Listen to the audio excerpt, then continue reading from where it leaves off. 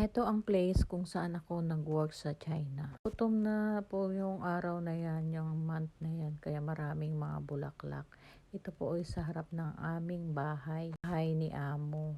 Super ganda, maraming mga bulaklak, nakaka-relax. Ayan po, makikita nyo po ang tanawin, napakaraming bulaklak sa paligid. Place ko is super ganda, wala akong masabi sa super ganda niya talaga sa paligid. Daming mga bulaklak, maraming mga autumn leaves po yan. Kasagsagan po yan ng winter. Ganda po, nakaka-relax po. Relax talaga sa tanawin sa dami ng mga puno ng autumn winter leaf. Laglagan po sila, kaya yan, makikita mo po sa sahig.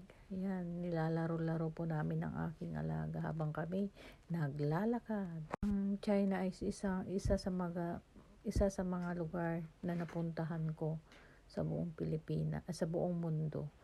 Ang China po ay maganda, sobrang maganda po ng China. Kung masabi, sa lugar pong napuntahan ko is ang ganda. Ayan po ang China, Italy.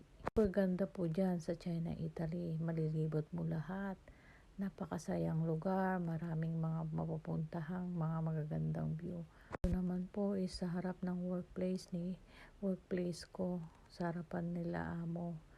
Ang ganda po niyan. Pag nag-day off po ako, sobrang saya eh. Ayan po naman sa side ng namin.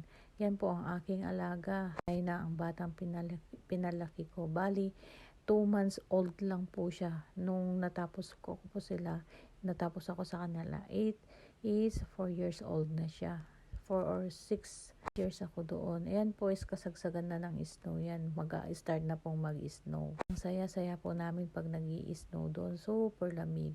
Ayan po ang mga bulaklak na pag nag-autumn. Yan na po sila. Nakaka-relax siya. Para siyang plastic pag magmasdan mo. Para siyang plastic lang. Lalong-lalo na yung mga cherry blossom. Iba't ibang mga klaseng kulay. Tapos ng cherry blossom mamulaklak, mamumunga po yan ng napakatamis. Wala po akong masabi sa ganda, sobrang nakaka-relax.